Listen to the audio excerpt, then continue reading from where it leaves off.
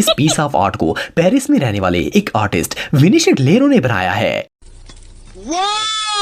ये बुलबुले इतनी शफाफ हैं कि इनके अंदर चट्टान का अक्स भी वाज़िया देखा जा सकता है।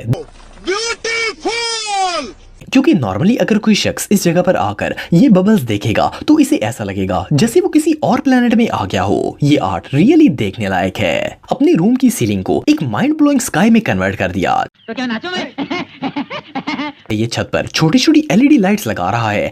शाबाश बेटा। और फिर ग्लू की मदद से इसने पूरी सीलिंग को कॉटन वूल से कवर कर दिया। फिर जब इसने कमरे में अंधेरा करके ये एलईडी लाइट्स ऑन की तो ये अलग ही नजारा दे रही थी। बहुत बढ़िया। इन्हें देखकर ऐसा लगता था जैसे ये बादलों से भरा हुआ आसमान हो और इवन के इसमें बिजली भी चमक रही थी। सिर्फ इतना ही नहीं बल्कि इसने ये नजारा और ज्यादा रियल बनाने के लिए इसमें साउंड भी ऐड कर दिए। शाबाश बेटा। वेल, इससे ज्यादा अमेजिंग चीज दुनिया में और कोई नहीं हो सकती। दोस्तों, ये जो मिनी शॉप्स आप देख रहे हैं इन्हें देखकर ऐसा लगता है जैसे इन्हें किसी बहुत ही टाइनी क्रीचर के लिए बनाया गया हो, लेकिन ऐसा कुछ नहीं है। असल में ये एक स्ट्रीट एग्जीबिशन है। इस एग्जीबिशन में आर्टिस्ट अपने बनाए हुए मॉडल्स को शहर की स्ट्रीट्स में रखते हैं। तो क्या नाचो मैं? ताकि हर कोई इन्हें देख सके। ये जो मॉडल्स आप दिख रहे हैं ये कॉफी और बार्बर शॉप का रेप्लिका है। अबे यार क्या बोल रहे हैं मामा, कुछ समझ नहीं आ रहा। लेकिन ये मॉडल इतने परफेक्टली बनाए गए हैं कि इन्हें देखकर ऐसा लगता है जैसे किसी ने रियल शॉप्स डिजाइन की हों। आप में से बहुत से लोगों ने बॉर्डर्स देखे होंगे। नॉर्मली दो मुल्कों के बॉर्डर पर बाउंड्रीज और बिजली की तारें वगैरह देखने को मिलती हैं, समझ रहे हो? लेकिन क्या हो अगर किसी कंट्री के बॉर्डर पर आपको एक बच्चे की पेंटिंग देखने को मिल जाए। सुनने में तो ये बात अजीब लगती है, लेकिन ये जो पेंटिंग आप देख रहे हैं इसे एक बॉर्डर पर बनाया गया है। इसे एक फ्रेंच आर्टिस्ट JR ने बनाया है। ये मेक्सिको और US के बॉर्डर पर गया था और वहां इसकी मुलाकात एक बच्चे से हुई थी। JR को ये बच्चा इतना प्यारा लगा कि इसने बच्चे की पेंटिंग बनाकर दोनों मुल्कों के बॉर्डर पर लगा दी थी। सिर्फ इतना ही नहीं बल्कि इस आर्टिस्ट ने बॉर्डर की दोनों तरफ एक पिकनिक भी अरेंज की थी ताकि दोनों मुल्कों के लोग इसका आर्ट देख सकें। ये खत्म, बाय बाय। रियली अनबिलीवेबल है। दोस्तों, अगर जेब्रा क्रॉसिंग की बात की जाए तो ये हर कंट्री में ही पाई जाती हैं, लेकिन क्या आपने कभी इतनी कलरफुल जेब्रा क्रॉसिंग देखी है?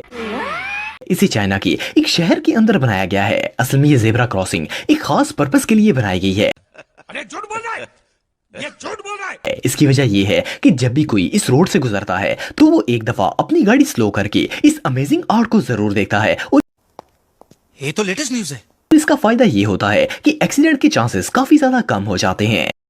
Well done. वेल, ये आइडिया रियली ब्रिलियंट है। अफसोस का मकाम है।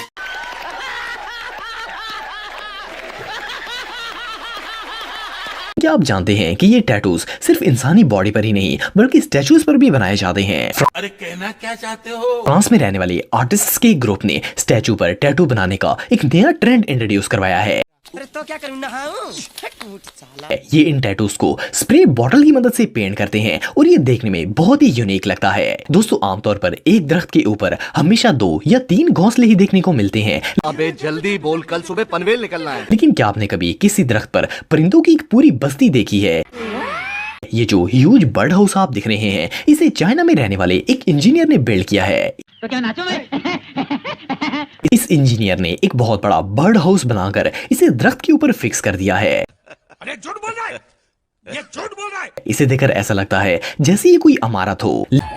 समझ रहे हो? लेकिन इस आर्टिस्ट का कहना है कि इसकी एक छोटी सी एफर्ट से बहुत से बर्ड्स और इंसेक्ट्स को रहने के लिए घर मिल गया है। दोस्तों चलिए शुरू करते हैं। दोस्तों, ये जो अजीबोगरीब चीज आप देख रहे हैं इसे पहली नजर में देखकर ऐसा लगता है जैसे ये कोई आर्टिफिशियल फ्लावर्स हों और किसी ने इन्हें डेकोरेशन के लिए शहर के दरमियान में लगा दिया हो। Seriously, what the fuck are you doing? असल में ये शहरियों के लिए बनाए गए रेस्ट पॉइंट्स हैं। जब इसके नीचे कोई शख्स या फिर कार आकर खड़ी होती है तो ये पूल पूरी तरह खुल जाता है और इसके लिए अम्ब्रेला का काम करता है। ये अम्ब्रेलास पेडिस्ट्रियंस को धूप और बारिश से बचाने के लिए बनाई गई हैं। लेकिन वेल डन। आप बिलीव करेंगे कि दुनिया में एक ऐसा आर्टिस्ट भी मौजूद है जो कचरे से मुजस्मे बनाता है। सुनने में तो ये बात अजीब लगती है, लेकिन ये बिल्कुल रियल है। इस शख्स का ताल्लुक कैलिफोर्निया से है और ये गार्बेज और स्क्रैप की मदद से कैरेक्टर्स डिजाइन करता है। इसके बनाए गए स्टैचू में एनिमल्स और कार्टून कैरेक्टर्स शामिल होते हैं। इवन के ये जंग आलूद लोहे को भी एक मास्टरपीस में बदल देता है। ये बंदा वाकई में प्रो है। जो पार्क आप दिख रहे हैं इसे एक न्यूक्लियर साइट पर बनाया गया है। इस सज्जन को क्या तकलीफ है भाई? ये पार्क जर्मनी के शहर कलकार में मौजूद है। असल में इस जगह पर एटॉमिक पावर प्लांट बनाने का फैसला किया गया था। तालियां होनी चाहिए। इवन कि इसकी कंस्ट्रक्शन का काम भी कंप्लीट हो गया था, लेकिन कुछ रीजंस की वजह से इसे यूज नहीं किया गया था। कौन है ये लोग? और ये बिल्डिंग ऐसी ही फालतू पड़ी हुई थी। फिर इस कंपनी के कुछ लोगों ने वर्कर्स के साथ मिलकर इस जगह पर एक बहुत बड़ा पार्क बना दिया। खत्म, bye bye, ta-ta, good bye, गया। और अब ये न्यूक्लियर साइट लोगों की एंटरटेनमेंट की जगह बन चुकी है। बहरहाल जो भी हो, ये जगह सच में बहुत रेयर है। अगर आप इसे गौर से देखेंगे तो आपको पता चलेगा कि ये पूरा सीन धागों की मदद से बनाया गया है। इस टेक्निक को मैक्रेमी आर्ट कहा जाता है। इसे जकार्ता में रहने वाले एक आर्टिस्ट ने बनाया है। देखने में तो ये बिल्कुल पेंटिंग की तरह लगता है, लेकिन असल में इसे धागे की मदद से बनाया गया है। इस अरे तो क्या करूं नहाऊं? बात में कोई शक नहीं है कि धागे से इतना खूबसूरत मास्टरपीस बनाना वाकई में बहुत महारत का काम है। कहाँ से आते हैं?